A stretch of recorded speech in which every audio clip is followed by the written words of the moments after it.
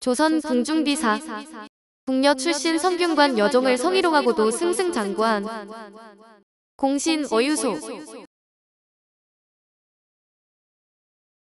조정을 떠들썩하게 만든 성희롱 및 성범죄 사건이 성종 7년인 1476년에 일어났는데 4월 7일 대사원 윤계겸이 우참찬 어유소를 체포해 국문하라는 상소문을 올렸습니다. 사건은 그해 2월 성균관 대성전의 공자사당인 문묘에서 열린 석전제가 끝난 뒤에 음복돼 일어났는데 어유소가 성균관 소속의 여종인 녹금에게 노래를 부르게 하고 손을 잡아 희롱했다는 것입니다. 명백한 성희롱이며 사건이 일어난 곳은 공자를 비롯한 유학의 성인들을 모신 성균관이었으며 의정부 소속 대신인 우참찬이 얽힌 사건이었습니다. 여기서 잠깐. 어유소. 어유소는 조선 전기 영안도 순찰사, 영안북도절도사, 병조판서 등을 역임한 무신으로 아버지는 무장 어득해인데 문종 1년인 1451년 내금위에 선발되었습니다. 1460년 북방의 야인 정벌에 공을 세워 통례문 통찬으로 파격 승진을 하고 이듬해 품계가 올라 절충장군이 1463년에는 가선대부로 회령부사가 되었습니다. 1467년 이시해가 반란을 일으키자 좌대장으로 1000명의 군사를 이끌고 북청 경섬, 말령 등지에서 많은 공을 세워 적개공신 1등으로 예성군에 봉해지고 평안도병마 수군잘도사에 임명되었습니다. 그해 겨울 명나라가 건주이를 정벌할 때 조선에 병사를 요청하자 강순의 좌상 대장으로서 올미불을 쳐서 건주이의 이만주 부자를 죽이는 등 공을 크게 세워 이등공신에 봉해졌습니다.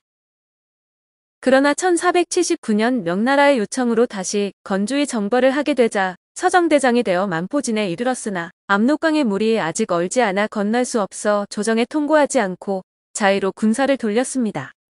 이에 탄핵을 받아 경기도에 있는 어유소의 농장 근처로 부처되었다. 이듬해 3월 강원도의 양근군으로 유배되었으나 성종은 그해 말에 숭정대부로 품계를 올려 이조판서 겸 우의도 총관에 임명했습니다. 1489년 10월에 성종의 강무타위 도중 경기도 영평의 함정현 사장에서 기진해 죽었는데 시호는 정장입니다. 윤계겸은 어떻게 그런 분이 이토록 무례하고 방자한 짓을 저질렀냐고 탄핵한 것인데 탄핵에 따라 사원부 관리가 투입돼 국문을 열 예정이었지만 성종실록을 보면 웃지 못할 일이 벌어집니다. 어유소가 의정부 하급관리인 녹사를 승정원에 보내 제가 무슨 낯으로 하늘을 보겠냐. 죽을 죄를 졌다고 인정하면서 그러나 병이 위독해서 의원을 만나야 한다고 아뢰었습니다. 죽을 죄를 졌다면서도 본인이 직접 나서지도 않고 하급관리를 시켜 위독 운운하면서 의사를 만나야겠으니 출두할 수 없다고 한 것으로 칭병을 하면서 수사에 불응하겠다는 뜻을 밝힌 것입니다. 어유소는 하급관리를 통해 승정원의 변방에 오래 근무했던 탓에 그 계집이 궁인이 된 것을 몰랐을 뿐이라면서 술을 너무 많이 마셔 실수한 것이라고 변명했습니다. 요즘에도 높으신 분들이 이런 사건에 연루되면 흔히 하는 것이 칭병을 하고 술을 핑계로 대기도 하고 잘 몰랐다는 삼박자를 내세우는데 여기서 배운 것이네요. 앞에서 본 것처럼 어유소는 1등 공신이 된 무장으로 명나라가 건주위의 여진족을 정벌할 때 장수로 파견돼 큰 공을 세워 명나라 황제로부터 상품을 받아 명성을 떨치고 있었습니다.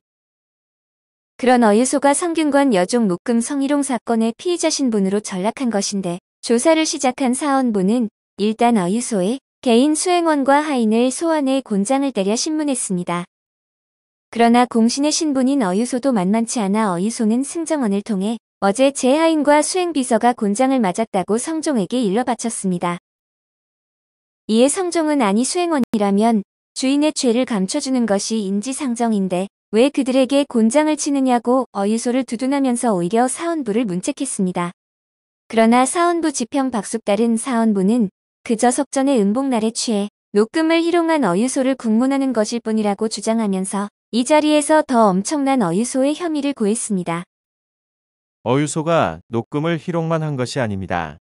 성균관 서리의 진술로는 어유소가 한 달여가 지난 3월 3일 성균관 유생들의 과시 때 의정부 당상으로 참여한 뒤에 녹금의 집을 왕래했답니다. 이것은 녹금뿐 아니라 이웃 사람들도 인정했습니다. 오로지 어유소만 부인했습니다. 그래서 어유소의 수행원들을 신문한 것입니다.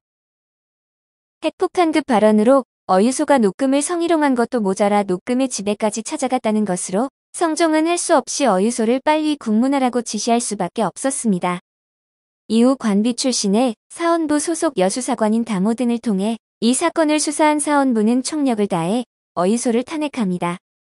어유소는 성균관에서 녹금을 희롱한 뒤 유생의 시험날에 녹금의 어미를 불러 사사롭게 말하고는 도보로 쫓아가 집에 찾아갔다가 날이 저물녘이 되어서야 돌아왔습니다. 특히 대사원 윤계겸은 담호의 수사와 녹금 모자의 진술을 보건대 희롱이 아닌 간통이 분명한데 병을 칭하고 수사를 불응하고 있으니 이는 법의 심판을 받아야 한다고 주장했습니다. 게다가 성균관 여종이라는 녹금이 궁녀 출신이라는 것이 더 큰 파문을 일으켰는데 궁녀는 원칙적으로 임금의 여자이기 때문에 궁녀를 욕보이는 것은 대역죄인으로 취급됐습니다. 박숭질까지 나서 어유소를 용서하면 나라의 기강이 해이해지고 국채에 손상을 입힐 수 있다면서 죄를 주라고 주문했지만 성종은 술을 먹고 실수했을 뿐이며 어유소는 공신이 아니냐고 두둔했습니다. 성종은 어유소가 위독하다고 했는데 병세는 어떠냐고 묻기도 했지만 원로 대신이자 정일품인 정인지마저 성종의 편을 들지 않았습니다.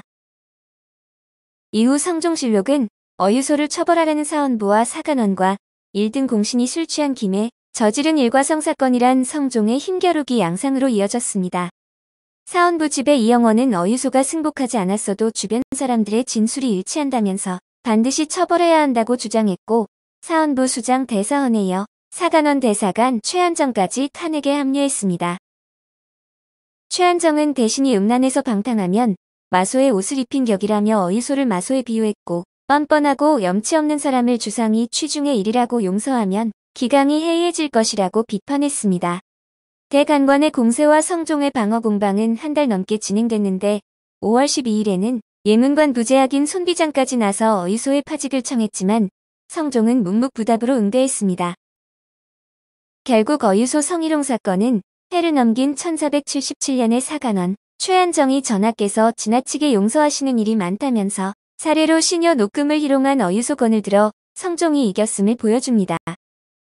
대간과 간관의 끈질긴 탄핵 항소에도 성종 임금의 비호를 받아 처벌을 면한 어유소는 병조판서와 의정부 우찬성, 판중추부사 겸 도총관 등의 요직을 거치며 승승장구를 했습니다.